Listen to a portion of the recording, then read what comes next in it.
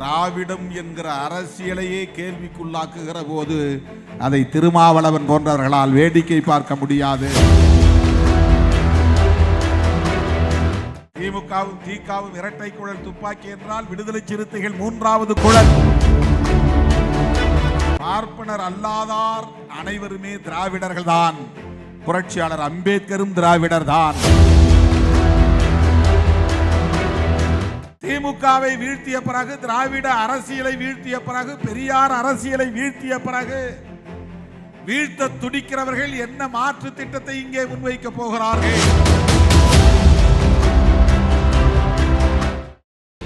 சுயமரியாதை இயக்கம் கண்ட தலைவர் தந்தை பெரியார் நீதி கட்சியின் தலைவராகவும் பொறுப்பேற்று ஒரே நேரத்தில் நீதி கட்சிக்கும் சுயமரியாதை இயக்கத்திற்கும் தலைவராக இருந்து பாடாற்றியவர் பகுத்தறிவு பகலவன் தந்தை பெரியார் அவர்கள்.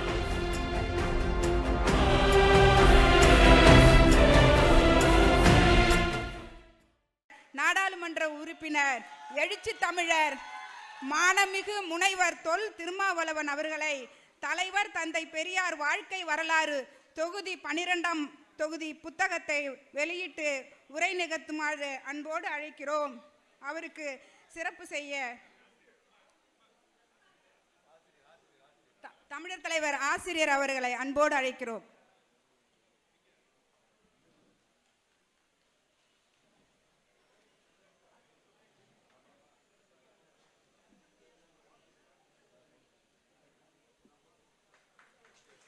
இந்த நூலை பெற்றுக்கொள்ள இருப்பவர் மானமிகு செந்தில்குமார், ஜப்பானில் இருந்து வந்திருக்கிறார்.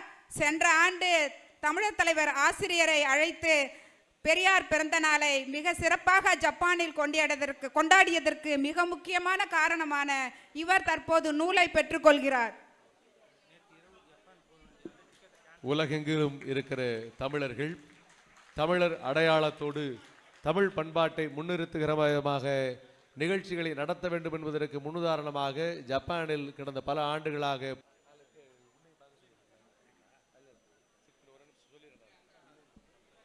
எழுச்சி தமிழர் தொல் திருமாவளவன் அவர்கள் தமிழர் தலைவருக்கு சிறப்பு செய்கிறார்கள்.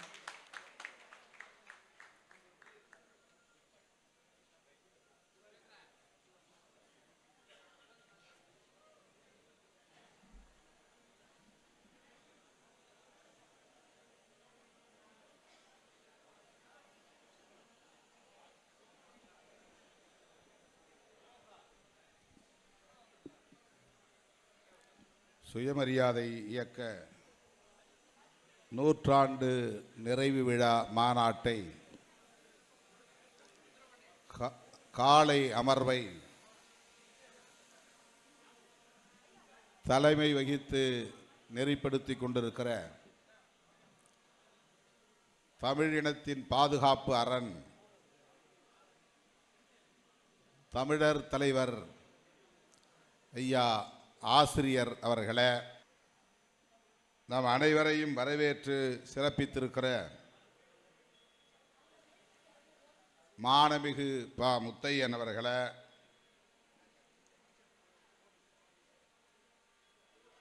மாநாட்டு தலைவரை முன்மொழிந்து சிறப்பித்திருக்கிற மாநில ஒருங்கிணைப்பாளர் உரத்தநாடு இரா குணசேகரன் அவர்களே, கோபால், செல்வம், சண்முகம், எடிசன் ராஜா, திருப்பதி, சிந்தனை செல்வன் ஆகிய முன்னணி பொறுப்பாளர்களே, இந்த நிகழ்வில் பங்கேற்று உரையாற்றி விடைபெற்று சென்றிருக்கிற திராவிட முன்னேற்றக் கழகத்தின் துணை பொதுச் செயலாளர், நாடாளுமன்ற உறுப்பினர், அன்பு சகோதரர் மானமிகு ஆ ராஜா அவர்களே,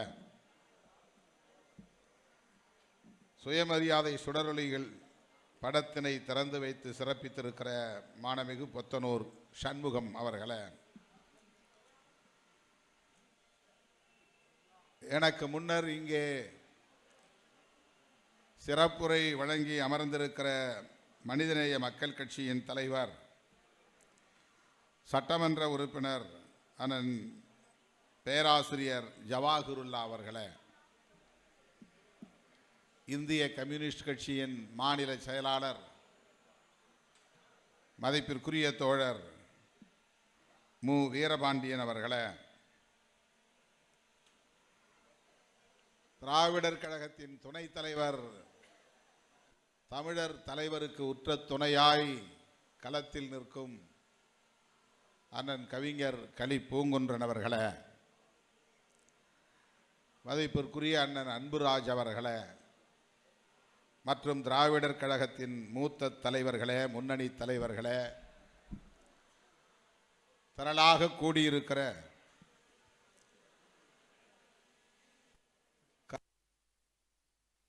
வீரர்களே, என் உயிரின் உயிரான விடுதலை சிறுத்தைகளே, உங்கள் அனைவருக்கும் என்னுடைய பணிவார்ந்த வணக்கத்தை தெரிவித்துக் கொள்கிறேன்.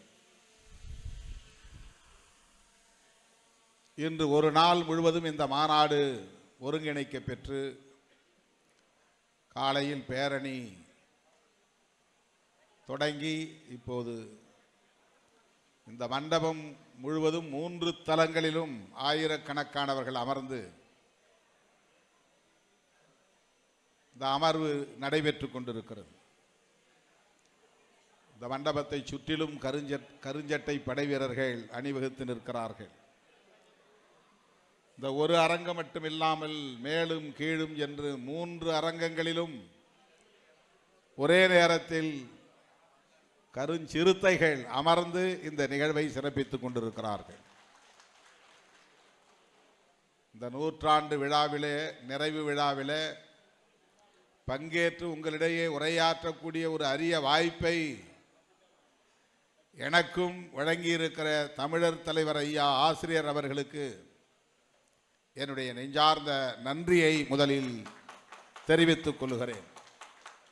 செப்டம்பர் 17 தந்தை பெரியாருடைய பிறந்த நாள் விழாவில் பெரியார் திடலில் தமிழர் தலைவர் அவர்களுடைய தலைமையில் நான் உரையாற்ற வேண்டும் என துணைத் தலைவர் கவிஞர் கலி பூங்குன்றன் அவர்கள் என்னிடத்திலே கேட்டார். நானும் என்னுடைய பயணத் திட்டத்தை பார்க்காமலேயே முதலில் மகிழ்ச்சியோடு ஒப்புதல் அளித்து விட்டேன். அதன் பிறகு அந்த நாளில் நான் லண்டனிலே இருக்க வேண்டிய ஒரு கட்டாயம் இருந்தது. திரும்பி வருவதற்கு மேலும் ஓரிரு நாள் பிடிக்கும் என்கிற சூழலில் ஐயா அவர்களை தொலைபேசியிலே தொடர்பு கொண்டு என்னுடைய வருத்தத்தை தெரிவித்தேன். அப்போது ஐயா அவர்களும் துணைத் தலைவர் அவர்களும் என்னிடத்திலே சொன்னது, பிறந்த நாள் விழாவுக்கு நீங்கள் வர இயலாவிட்டாலும் சுயமரியாதை இயக்க 100ஆண்டு நிறைவு விழாவில் தவறாமல் பங்கேற்க வேண்டும் என்று அன்பு கட்டளையிட்டார்கள். உங்கள் முன்னால் மிகுந்த மகிழ்ச்சியோடு பெருமையோடு நான் நின்று கொண்டிருக்கிறேன். சுயமரியாதை இயக்கம் தோன்றி 100 ஆண்டு கண்டிருக்கிறது. ஒரு 100ஆண்டு இயக்கமாக இது இயங்கிக் கொண்டிருக்கிறது என்பதை எண்ணி பார்க்கிற போது வியப்பும் மகிழ்ச்சியும் மேலிடுகிறது. இந்த இயக்கம் தோன்றாமல் இருந்திருந்தால் பகுத்தறிவு பகலவன் தந்தை பெரியார் அவர்கள் காங்கிரஸ் இயக்கத்திலேயே நீடித்திருந்தால் என்ன நேர்ந்திருக்கும் என்பதை நாம் எண்ணி பார்க்கிற போது அச்சமாக இருக்கிறது. சுயமரியாதை இயக்கம் தோன்றியதால் தான், காங்கிரஸ் இயக்கத்தை விட்டு தந்தை பெரியார் வெளியேறி வந்து இந்த இயக்கத்தை உருவாக்கியதால் தான் இன்றைக்கு அண்ணன் தளபதி ஸ்டாலின் அவர்கள் தமிழ்நாட்டின் முதலமைச்சர் இருக்கையிலே அமர முடிந்திருக்கிறது. திருமாவளவன் ஒரு இயக்கத்தின் தலைவராக மட்டுமின்றி இன்றைக்கு நாடாளுமன்றத்தில் உங்களின் பிரதிநிதியாக பேச முடிகிறது. இந்த மாற்றங்கள் தந்தை பெரியார் எடுத்த அந்த முடிவால் நேர்ந்திருக்கிற விளைவுகள் என்பதை நாம் வரலாற்று பின்னணியோடு பொருத்தி பார்க்க கடமைப்பட்டவர்களாக இருக்கிறோம். வகுப்புவாரி உரிமை குறித்த தீர்மானங்களை அன்றைய காங்கிரஸ் கட்சியை வழிநடத்தியவர்கள் ஏற்றுக்கொள்ளாமல் மறுதளித்ததோடு மட்டுமில்லாமல் இதே செங்கல்பட்டில் நடைபெற்ற திருவிக தலைமையிலான மாநாட்டில் பெரியார் முன்மொழிந்த வகுப்புவாரி உரிமை தீர்மானத்தை தோற்கடித்தார்கள். அதுதான் காங்கிரஸ் இயக்கத்திலிருந்து பெரியார் வெளியேறுவதற்கு மிக முக்கியமான முதன்மையான காரணியாக இருந்திருக்கிறது என்பதை நாம் வரலாற்றில் அறிகிறோம், பார்க்கிறோம், படிக்கிறோம். வகுப்புவாரி உரிமை என்பது சமூக நீதி உரிமை. பிராமணர்களே அந்த காலத்தில் எல்லா துறைகளிலும் எல்லா தலங்களிலும் நிறைந்திருந்தார்கள், ஆதிக்கம் செலுத்தினார்கள், ஆக்கிரமித்திருந்தார்கள் என்கிற நிலையிலே பிராமணர் விளக்கம், தி எக்ஸ்க்ளூஷன் ஆஃப் பிராமின்ஸ் என்கிற ஒரு கான்செப்ட், ஒரு கருத்தியல் அன்றைக்கு நீதி கட்சியை தொடங்கிய தலைவர்களிடையே மலர்ந்திருந்த காலம். பெரியார் அப்போது நீதி கட்சியிலே இல்லை. ஆனால் நீதி கட்சி அப்போதே அனைத்து துறைகளிலும் பார்ப்பனர்களே மேலோங்கி இருக்கிறார்கள், ஆதிக்கம் செலுத்துகிறார்கள், ஆக்கிரமித்திருக்கிறார்கள். பார்ப்பனர் அல்லாதார் யாரும் கல்வியை பெற முடியவில்லை, அரசு பணிகளில் அமர முடியவில்லை, வழக்கறிஞர்களாக கூட மாற முடியவில்லை. அப்படிப்பட்ட ஒரு சூழலிலே பார்ப்பனர் அல்லாதார் என்கிற கருத்தியல் முகிழ்த்த காலம் 1915-16 இந்த காலகட்டம். அப்படி உருவான அந்த இயக்கம் நீதி கட்சி பார்ப்பனர் அல்லாதார் என்கிற ஒரு சிந்தனையை மக்களிடையே வளர்த்தது. அதே காலகட்டத்தில் வட இந்தியாவில் பார்ப்பனர் அல்லாதார் என்கிற சிந்தனை பெரிதாக தலை தூக்கவில்லை. இந்துக்கள் இஸ்லாமியர்கள் என்கிற பாகுபாட்டைத்தான் அப்போதும் உயர்த்தி பிடித்தார்கள். மகாராஷ்டிரா மாநிலத்தில் மகாத்மா ஜோதிபா பூலே, அவரை தொடர்ந்து பல தலைவர்கள், பின்னர் பெரியாருடைய சமகாலத்தில் புரட்சியாளர் அம்பேத்கர் போன்றவர்களெல்லாம் அந்த மண்ணிலே தோன்றிய போதும் இந்த மண்ணில் பிராமின் நான் பிராமின் என்று இரண்டு வருண வகுப்பாக மக்களை பிரித்து அணிதிரட்டக்கூடிய, அமைப்பாக்கக்கூடிய, கூர்மைப்படுத்தக்கூடிய பணிகள் தீவிரமடைந்திருந்த காலம். பெரியார் இங்கே காங்கிரஸ் கட்சியில் இருந்தபோது புரட்சியாளர் அம்பேத்கர் அயல் நாடுகளில் பல்கலைக்கழக மாணவராக படித்துக் கொண்டிருந்த காலம், அவர் மாணவராக இருந்த காலம். நீதி கட்சி உருவாக்கிய அந்த அரசியல், அந்த கருத்தியல் காங்கிரஸ் கட்சியில் இருந்து வெளியேறிய தந்தை பெரியாரின் கவனத்தை ஈர்த்தது. அவர் குடியரசு என்கிற ஏட்டை தொடங்கிய நாள் தான் சுயமரியாதை இயக்கம் தொடங்கிய நாள் என்று வரலாற்று குறிப்புகள் நமக்கு கூறுகின்றன. மே மாதம் 2ஆம் தேதி 1925ஆம் ஆண்டு குடியரசு முதலில் வெளியே வந்தபோது சாதிகள் இல்லையடி பாப்பா என்கிற பாரதியாருடைய பாடலோடு தான் அது வெளிவந்தது. மனு தர்மத்திற்கு எதிரான முழக்கங்களை கொண்டுதான் அது வெளிவந்தது. சாதி ஒழிப்பு சிந்தனை, மனு தர்மத்திற்கு எதிரான சிந்தனை, அதுதான் சுயமரியாதை இயக்கத்தின் அடிப்படை கருத்தியலாக முகிழ்த்தது. குடியரசு ஏடு தொடங்கிய நாள் தான் சுயமரியாதை இயக்கம் தொடங்கிய நாள் என்று வரலாற்று ஆய்வாளர்கள் குறிப்பிடுகிறார்கள். அந்த கணக்கின் அடிப்படையில் தான் 2025 நூற்றாண்டு என்று இன்றைக்கு திராவிடர் கழகம் கொண்டாடி கொண்டிருக்கிறது. திராவிடர் கழகம் எப்படி உருவானது? நீதி கட்சியும் சுயமரியாதை இயக்கமும் சேர்ந்த ஒரு இயக்கம்தான் திராவிடர் கழகம். பகுத்தறிவு பகலவன் தந்தை பெரியார் அவர்கள் காங்கிரஸ் கட்சியில் இருந்து வெளியேறி சுயமரியாதை இயக்கம் என்கிற பெயரில் இயங்கிக் கொண்டிருந்த காலத்தில் நீதி கட்சி தலைவர்களோடு உறவாடி கொண்டிருந்தார், அவர்களை ஊக்கப்படுத்திக் கொண்டிருந்தார். தேர்தல் அரசியலில் அவர்கள் வீழ்ச்சியடைந்த நிலையில சுவண்டுவிடக்கூடாது என்று அவர்களை தாங்கி பிடித்தார். நீதி கட்சி துவண்டு விடக்கூடாது. 6 ஆண்டுகள் ஆட்சியிலே இருந்த கட்சி பிறகு தோற்று போனது. காங்கிரஸ் வென்றாலும் அவர்களால் ஆட்சியை அமைக்க முடியாத நிலையில சில மாதங்கள் கழித்து ராஜாஜி முதலமைச்சர் பொறுப்பை ஏற்றார் 1937. இதுவெல்லாம் வரலாற்றில் நாம் காண கிடைக்கிற நமக்கு கிடைக்கிற குறிப்புகள்.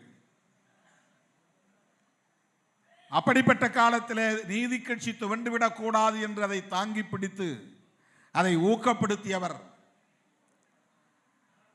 இந்தி திணிப்பு எதிர்ப்பு போராட்டத்திலே பங்கேற்று சிறையில் இருந்தபோது நீதி கட்சியின் தலைவராகவே தேர்ந்தெடுக்கப்பட்டார். சுயமரியாதை இயக்கம் கண்ட தலைவர் தந்தை பெரியார் நீதி கட்சியின் தலைவராகவும் பொறுப்பேற்று ஒரே நேரத்தில் நீதி கட்சிக்கும் சுயமரியாதை இயக்கத்திற்கும் தலைவராக இருந்து பாடாற்றியவர் பகுத்தறிவு பகலவன் தந்தை பெரியார் அவர்கள். அந்த இயக்கத்தின் அடிப்படை கோட்பாடு அல்லது முதன்மை கோட்பாடு என்பது சமூக நீதி என்பதாகத்தான் இருந்தது. சமத்துவத்திற்கான அடித்தளம் சமூக நீதி. மனு தர்மத்தின் பெயரால் மன்னராட்சி காலத்தில் இங்கு நிலைநிறுத்தப்பட்ட இந்த சமூக கட்டமைப்பு பரப்பின் அடிப்படையிலான உயர்வு தாழ்வை நிலைநிறுத்தி இருக்கிறது. நாமெல்லாம் பெருமையோடு பேசுகிற மன்னர்கள் தமிழ் மன்னர்கள் தான். தமிழை தூக்கி எறிந்து விட்டு சமஸ்கிருதத்தை தூக்கி கருவறையிலே வைத்தார்கள். உள்ளூர் வள்ளுவ பண்டாரங்களை தூக்கி எறிந்து விட்டு ஐயங்கார்களை கொண்டு வந்து வைத்தார்கள். வேள்விகளை நடத்துவதிலும் யாகங்களை நடத்துவதிலும் ஆர்வம் கொண்டார்கள். சமஸ்கிருதம் தேவபாஷை என்பதை ஏற்றுக்கொண்டார்கள். பரப்பின் அடிப்படையிலான உயர்வு தாழ்வை கடவுளின் விதி என்று நம்பினார்கள். அவர்களால் இங்கே நிலைநிறுத்தப்பட்ட இந்த வாழ்வியல் முறையை, சமூக கட்டமைப்பை தகர்த்திட வேண்டும் என்கிற துணிச்சலை கொண்ட ஒரு போராளியாக வெகுண்டெழுந்தவர்தான் பகுத்தறிவு பகலவன் தந்தை பெரியார். மண்டை சுரப்பை உலகு தொழும், மனக்குகையில் சிறுத்தை எழும் என்றார் பாவேந்தர் பாரதிதாசன். பெரியாரை பற்றி விவரிக்கிற போது மனக்குகையில் சிங்கம் எழும் என்று சொல்லவில்லை, மனக்குகையில் புலி எழும் என்று சொல்லவில்லை, மனக்குகையில் சிறுத்தை எழும் என்றார் பாரதிதாசன். அதை எண்ணி எண்ணி நான் வியந்து போவதுண்டு. இந்த இயக்கத்திற்கு விடுதலை சிறுத்தைகள் என பெயர் சூட்டியதும் பெரியாருடைய சிந்தனையும் எப்படி பொருந்தி போகிறது என்று நான் எண்ணி சிலாகிப்பதுண்டு. இப்போதெல்லாம் விரக்தி ஏற்படுகிற போதெல்லாம், மன வலி ஏற்படுகிற போதெல்லாம், மேடைக்காக நான் சொல்லவில்லை, மாணவ பருவத்திலே திராவிடர் கழக மேடைகளில் ஐயா அவர்களும் மற்ற தலைவர்களும் பேசிய பேச்சை கேட்டு பொது வாழ்வுக்கு வந்த நான் ஒரு திராவிடர் கழக தொண்டனாகவே இருந்திருக்கலாம், இந்த களத்தில் நாம் ஒரு போராளியாக இருந்திருக்கலாம் என்று தான் அடிக்கடி எண்ணி பார்க்கிறேன். இது நான் மேடைக்காக சொல்லவில்லை. தேர்தல் அரசியல் எவ்வளவு வலிமிக்கது என்பது உங்களுக்கு தெரியும், எவ்வளவு அழுத்தங்களை தரக்கூடியது என்பது தெரியும். அவதூறுகளையும் அவமானங்களையும் நாள்தோறும் சந்திக்க வேண்டும் என்கிற இன்னல் நிறைந்த களம் என்பது உங்களுக்கு தெரியும். அவ்வப்போது அப்படி நான் நினைத்து பார்ப்பதுண்டு. எவ்வளவு பெரியாரை கொச்சைப்படுத்தினாலும், பெரியாருடைய அரசியலை காயப்படுத்தினாலும், தமிழர் தலைவர் ஐயா அவர்கள் பதற்றப்படாமல் அவற்றை எதிர்கொள்ளுகிற துணிச்சலை பெற்றிருக்கிறார். அந்த அளவுக்கு அவர் பக்குவமும் முதிர்ச்சியும் அடைந்திருக்கிறார். அதற்கு காரணம் அவர் ஏற்றுக்கொண்டிருக்கிற பெரியாரியம் என்கிற கருத்தியல் தான். இந்த அரசியலை எந்த சக்தியாலும் சிதைக்க முடியாது, வீழ்த்த முடியாது என்கிற அதீதமான ஒரு நம்பிக்கை தான். நான் இதுவரையில் ஐயா அவர்கள் பெரியாரை விமர்சிக்கிற யாரையும் கண்டு அவர் பதற்றப்பட்டதில்லை, ஆத்திரப்பட்டதில்லை. நான் அப்படி பார்க்கவில்லை அவரை. அவ்வளவு பக்குவமாக அதையெல்லாம் அவர் எதிர்கொள்கிறார். பெரியார் உலகமயமாகி வருகிறார் என்று உலகம் முழுவதும் பயணம் செய்து பெரியார் அரசியலை இன்றைக்கு கொண்டு போய் சேர்க்கிறார். ஜப்பானின் டோக்கியோவில் இருந்து ஒரு தோழர் வந்து இங்கே புத்தகம் பெற்றுக்கொண்டார். பெரியாரை இன்றைக்கு உலகமே உற்று நோக்குகிறது, ஆழ்ந்து கற்கிறது. உலகத் தலைவர்களின் வரிசையில் வைத்து பார்க்கிறது. இதற்கு எந்த அடையாள அரசியலும் காரணம் இல்லை.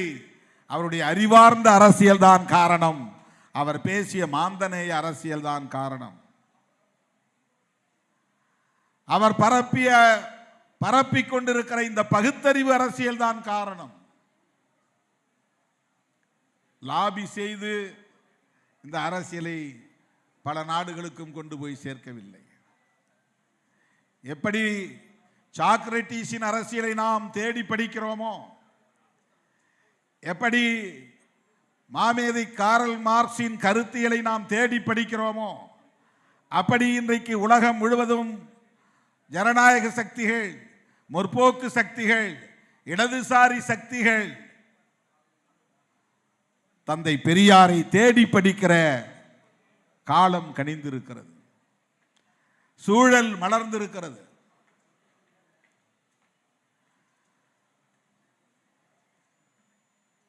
சேலத்திலே நடைபெற்ற மாநாட்டில் தந்தை பெரியார் அவர்கள் தென்னிந்திய நல உரிமை சங்கம், நீதி கட்சி, சுயமரியாதை இயக்கம், பார்ப்பனர் அல்லாதார் இயக்கம் என்பதற்கெல்லாம் மாற்றாக அவர் முன்மொழிந்த ஒரு இயக்கத்தின் பெயர்தான் திராவிடர் கழகம். சொல்லாடல் தான் திராவிடர் என்கிற சொல். பார்ப்பனர் அல்லாதார் என்கிற சொல்லுக்கு மாற்றாக இனி நாம் கையாள வேண்டிய சொல் திராவிடர் என்கிற சொல் என்று தந்தை பெரியார் ஒரு தீர்மானமாக அதனை முன்வைக்கிறார். திராவிடர் கழகம் உருவாவதற்கு முன்பே தமிழ்நாடு தமிழருக்கே என்று சொன்னவர் தந்தை பெரியார்.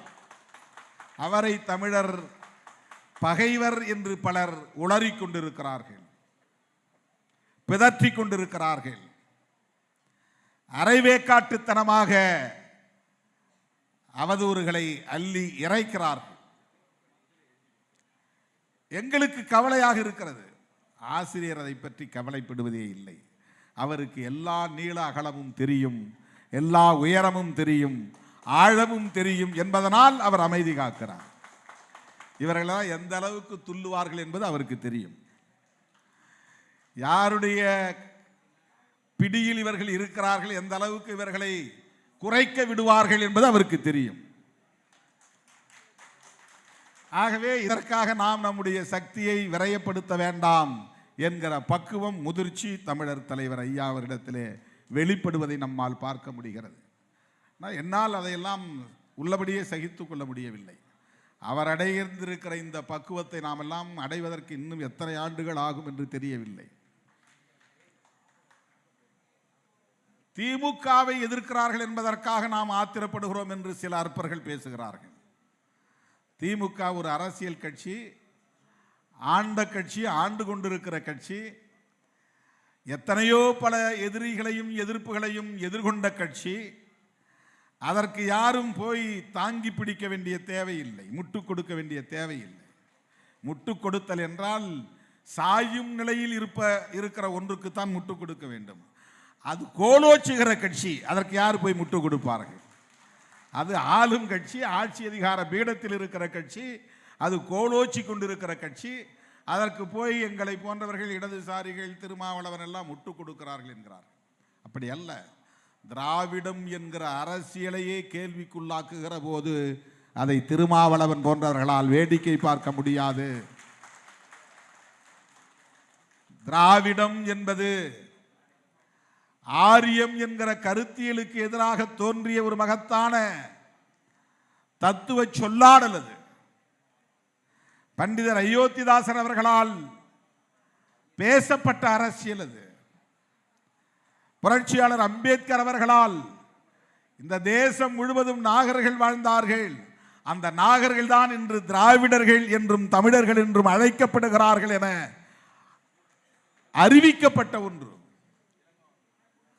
அதனால்தான் நான் சொன்னேன், பார்ப்பனர் அல்லாதார் அனைவருமே திராவிடர்கள் தான், புரட்சியாளர் அம்பேத்கரும் திராவிடர் தான் என்று நான் சொன்னேன். ஆக திராவிடர் கழகத்திற்கு எதிரான ஒரு அரசியலை பேசுகிறார்கள் என்று திருமாவளவனோ அல்லது வீரபாண்டியன் அவர்களோ அல்லது ஜவாஹிருல்லா அவர்களோ கடந்து போனால் நாங்கள் பேசுகிற அரசியலின் அடிவயிற்றிலேயே அடிமடியிலேயே கை வைப்பதாக போய் முடிகிறது.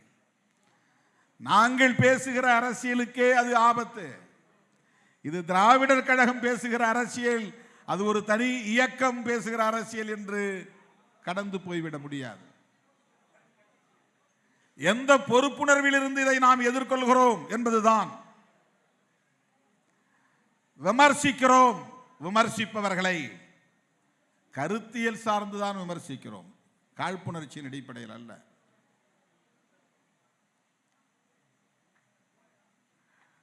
திமுகவை ஆட்சி அதிகார பீடத்திலிருந்து அகற்ற வேண்டும் என்று துடிப்பது ஆட்சி அதிகாரத்தை விரும்புகிற ஒவ்வொருவருக்கும் இருக்கிற ஆசையாக இருக்கலாம். ஆனால் அது திமுக என்கிற கட்சியோடு நின்று விடுகிற அரசியலாக இல்லை. திமுகவும் பேசுகிற, விடுதலை சிறுத்தைகளும் பேசுகிற, இடதுசாரிகளும் பேசுகிற அரசியலுக்கே வேட்டு வைக்கிற முயற்சியாக இருக்கிறது, சங்க பரிவாரங்களின் முயற்சியாக இருக்கிறது.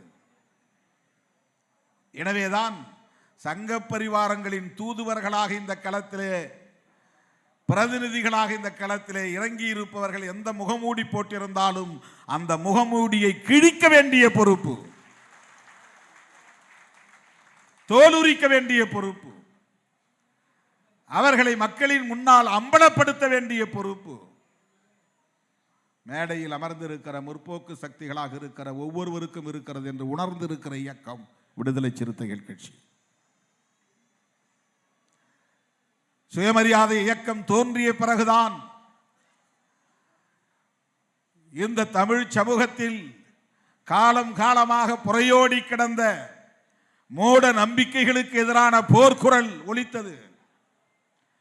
இது கடவுள் எழுதிய தீர்ப்பு, தலை விதி என்று கடவுளின் மீது பாரத்தை போட்டுவிட்டு இந்த நரகத்திலே உழன்று கொண்டிருக்கிற மக்களை மீண்டெழ வைத்தது, உரிமை குரல் எழுப்ப வைத்தது. அந்த துணிச்சல் இங்கே முகிழ்ப்பதற்கு தந்தை பெரியார் என்கிற ஒரு மாமனிதரின் குரல் தான், அவருடைய அரசியல் தான் காரணம் என்பதை நன்றி பெருக்கோடு களத்தில் நின்று உரத்து பேசுகிறோம். இதில் வேறு எந்த எதிர்பார்ப்பும் கிடையாது, உள்நோக்கமும் கிடையாது. மராட்டிய மண்ணிலே 1925 தோன்றிய RSS என்கிற இயக்கம் ஆரியர்களுக்காக, அதிலும் குறிப்பாக நம்முடைய தமிழர் தலைவர் அவர்கள் வெளியிட்டிருக்கிற அறிக்கையில் குறிப்பிட்டிருப்பதைப் போல பார்ப்பனர்களிலேயே உயர்ந்த பார்ப்பனர் நாங்கள் தான் என்று இன்றைக்கும் தம்பட்டம் அடித்துக் கொண்டிருக்கிற சிற்பவன் என்கிற பார்ப்பனர்கள் தங்களுக்காக உருவாக்கி கொண்ட ஒரு இயக்கம்தான் தொண்டு நிறுவனம் என்கிற பெயரால் RSS என்கிற இயக்கம் உருவானது. அவர்கள் முன்மொழிந்த அந்த அரசியல் இன்றைக்கு இந்தியா முழுவதும் வெகு வேகமாக பரவி வருகிறது. பல மாநிலங்களில் ஆட்சி அதிகார பீடத்தில் அமர்ந்து விட்டது. டெல்லியிலும் அவர்கள் ஆட்சி அதிகார பீடத்திலே 11 ஆண்டுகளுக்கு மேலாக இருக்கிறார்கள். டெல்லி யூனியன் பிரதேசத்தில் இன்றைக்கு பாஜக ஆட்சி. அவர்கள் உருவாக்குகிற பாடத்திட்டத்தில் RSS இயக்க வரலாறு இதுதான் நாளைக்கு தமிழகத்திலும் நடக்கப் போகிறது. இதற்கு இடம் கொடுக்க போகிறோமா என்பதுதான் நம் முன்னால் இருக்கிற கேள்வி. திமுகவை வீழ்த்திய பிறகு, திராவிட அரசியலை வீழ்த்திய பிறகு, பெரியார் அரசியலை வீழ்த்திய பிறகு வீழ்த்த துடிக்கிறவர்கள் என்ன மாற்று திட்டத்தை இங்கே முன்வைக்க போகிறார்கள்? இவர்களால் திமுக அமர்ந்திருக்கிற ஆட்சி பீடத்தில் போய் அமர்ந்து விட முடியுமா? அப்படியே அமர்ந்தாலும் பெரியார் பேசிய அரசியலை உரத்து பேச முடியுமா? ஆக இவர்கள் யாருக்கு இடம் கொடுக்கிறார்கள், வழிவகுக்கிறார்கள், சிவப்பு கம்பளம் இருக்கிறார்கள் என்றால் பெரியார் அரசியலையே முற்றும் முழுதுமாக சிதைத்துவிட வேண்டும் என்று துடிக்கிற சங்க பரிவாரங்களுக்கு துணை போகிறார்கள். இதை யார் அம்பலப்படுத்துவது? இதுதான் இன்றைக்கு தமிழ்நாட்டில் இருக்கிற மிக முக்கியமான சவால். மிக மிக முக்கியமான சவால். அதிமுகவையும் திமுகவையும் ஒரே நேரத்தில் வீழ்த்திவிட்டால் அடுத்து நாம் தான் இங்கே கோலோச்ச முடியும் என்று கணக்கு போட்டு காய்களை நகர்த்துகிறது பாஜகவும் RSSம். இதை மறுக்க முடியுமா? டெல்லியிலே நேரடியாக காங்கிரஸை வீழ்த்த முடியாத நிலையிலே அண்ணா சாராவின் போராட்டத்தை பயன்படுத்தி கெஜ்ரிவாலை ஊக்கப்படுத்தி அவரை ஆட்சியிலே அமர வைத்து இன்றைக்கு அவரை தூக்கி எறிந்து விட்டு பிஜேபி ஆட்சியில் அமர்ந்து விட்டது. மகாராஷ்டிராவிலே அதே உத்திதான், ஹரியானாவிலே அதே உத்திதான், ஒடிசாவிலே அதே உத்திதான், கர்நாடகாவிலே இன்றைக்கு அவர்கள் வலுப்பெற்ற ஒரு சக்தியாக மாறி இருக்கிறார்கள். ஆந்திராவிலும் இன்றைக்கு அவர்கள் அதிகாரத்தை பகிர்ந்து கொள்ளும் நிலைக்கு வந்து விட்டார்கள். இந்தியாவிலே இன்றைக்கு மேற்கு வங்கத்திலும் கேரளாவிலும் தமிழ்நாட்டிலும் தான் அவர்கள் ஜம்பம் பலிக்கவில்லை. மேற்கு வங்கத்திலும் கூட இன்றைக்கு அவர்கள் ஒரு சக்தியாக காங்கிரஸை பின்னுக்கு தள்ளிவிட்டு வளர்ந்து நிற்கிறார்கள். தமிழ்நாட்டில் அப்படி ஒரு நிலை ஏற்பட்டால் என்ன ஆகும்? தயவு கூர்ந்து எண்ணி பார்க்க வேண்டும். அகில இந்திய அளவில் எல்லா மாநிலங்களுக்கும் வழிகாட்டக்கூடிய ஒரு மாநிலமாக தமிழ்நாடு தொடர்ந்து நீடித்து வருகிறது, இயங்கி வருகிறது. இந்தியை எதிர்க்க வேண்டும் என்கிற உணர்வு இப்போதுதான் தென்னிந்திய மாநிலங்களில் சிலருக்கு வந்திருக்கிறது. ஆனால் இதனை தொடர்ந்து 1938 காலகட்டத்திலிருந்து பெரியார் தலைமையிலே தொடங்கிய முதல் மொழி போராட்டம், இந்தி திணிப்பு எதிர்ப்பு போராட்டம் இன்றைக்கும் தமிழ்நாட்டிலே அது கனன்று கொண்டிருக்கிறது, அடைகாக்கப்பட்டு வருகிறது.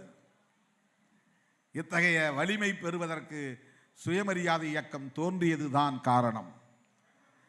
பெரியார் உருவாக்கிய சுயமரியாதை இயக்கத்தின் தாக்கம் தான் காரணம்.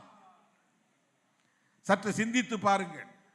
ராஜாஜி உட்கார்ந்த நாற்காலியில் முத்தமிழறிஞர் கலைஞர் அமர முடிந்தது என்றால் அது பெரியாரின் உழைப்புக்கு கிடைத்த விளைச்சல் என்பதை மறந்துவிடக் கூடாது. அவருடைய தனிப்பட்ட திறன் ஒரு பக்கம் இருக்கலாம். திமுக என்ற இயக்கம் எங்கிருந்து உருவானது? அண்ணாவால் உருவானது. அண்ணா எந்த பாசறையில் வளர்ந்தவர்? அவர் எந்த அரசியலை மக்களிடத்திலே பேசினார்? பெரியாரின் பாசறையில் வளர்ந்தவர். அதனுடைய தொடர்ச்சி தான் இன்றைக்கு முத்துவேல் கருணாநிதி ஸ்டாலின் என்று சொல்லுகிற அந்த அறிவிப்பு, அந்த துணிச்சலான அறிவிப்பு. திராவிடர் கழகத்தின் அரசியலை உள்வாங்கிய காரணத்தினால்தான் நமக்கு இடதுசாரி பார்வை இருக்கிற காரணத்தினால்தான், சமூக நீதி சிந்தனை மேலோங்கி இருக்கிற காரணத்தினால்தான் மதசார்பற்ற முற்போக்கு கூட்டணியில் தொடர்ந்து நாம் வலுவாக நீடிக்கிறோம். இந்த அணி வெற்றி பெற வேண்டும் என்று போராடுகிறோம். இந்த ஆட்சி பாதுகாக்கப்பட வேண்டும் என்று போராடுகிறோம். அதைத்தான் நம்முடைய தமிழர் தலைவர் ஐயா ஆசிரியர் அவர்களும் தேர்தல் அரசியலில் ஈடுபாடு இல்லாத நிலையிலும் எப்படி பெரியார் தேர்தல் அரசியலில் ஈடுபட்ட நீதி கட்சிக்கு துணையாக இருந்தாரோ அதை போல இன்றைக்கு தமிழர் தலைவர் அவர்கள் திமுக, விடுதலை சிறுத்தைகள் போன்ற தேர்தலில் பங்கேற்கிற அரசியல் கட்சிகளை ஊக்கப்படுத்தி கொண்டிருக்கிறார். அந்த வலுவை பெருக்கிக் கொண்டிருக்கிறார். திமுகவும் திகாவும் இரட்டை குழல் துப்பாக்கி என்றால் விடுதலை சிறுத்தைகள் மூன்றாவது குழல் என தமிழர் தலைவர் அவர்கள் சொல்லுகிறார் என்றால் அவருடைய நாவிலிருந்து இப்படி ஒரு அங்கீகாரம் பிறக்கிறது என்றால் அது திருமாவளவனுக்கு கிடைத்த பெரும் பேர் என்று நான் எண்ணி பெருமைப்படுகிறேன். தமிழர் தலைவர் அவர்களுடைய வாழ்த்துக்களாக எண்ணி நான் பெருமைப்படுகிறேன். பெரியார் அரசியலை பேசுகிற இயக்கங்களின் வரிசையில் திராவிடர் கழகம், திராவிட முன்னேற்ற கழகம், விடுதலை சிறுத்தைகள் கட்சி என்று அந்த 3வது இடத்திலே இடம்பெறுகிற ஒரு அங்கீகாரத்தை பெற்றிருக்கிறோம். தேர்தல் ஆணையத்தின் அங்கீகாரத்தை விட பெரியார் திடலின் அங்கீகாரம் தான் பெருமைக்குரியது என்று நான் எண்ணி பெருமைப்படுகிறேன். தமிழர் தலைவரின் அங்கீகாரம் தான் பெருமைக்குரியது. அவர் 100 ஆண்டுகளுக்கு மேலாக வாழ வேண்டும். வந்ததும் கவிஞர் ஐயா அவர்கள் சொன்னார், பக்கத்திலே இருக்கிற பெரியவர் 102 வயது என்றார். எனக்கு வியப்பாக இருந்தது. அடுத்த பெரியவரை காட்டி அவர் 103 வயது என்றார். இன்னும் வியப்படைந்தேன். கடவுள் இல்லை என்று சொல்லுகிறவர்கள் 102 ஆண்டுகள் வாழ முடிகிறது. கடவுள் மறுப்பை பேசுகிறவர்கள் 103 ஆண்டுகள் வாழ முடிகிறது. தமிழர் தலைவர் அவர்களும் 125 ஆண்டுகள் வாழ வேண்டும், எங்களை வழிநடத்த வேண்டும், எங்களை ஊக்கப்படுத்த வேண்டும் என்கிற விளைவை வெளிப்படுத்தி என்றென்றும் விடுதலை சிறுத்தைகள் 3வது குழலாக இருந்து இந்த சமூக நீதியை பாதுகாக்கிற களத்தில் துணை இருப்போம் என கூறி வாய்ப்புக்கு நன்றி கூறி முடிக்கிறேன். நன்றி, வணக்கம்.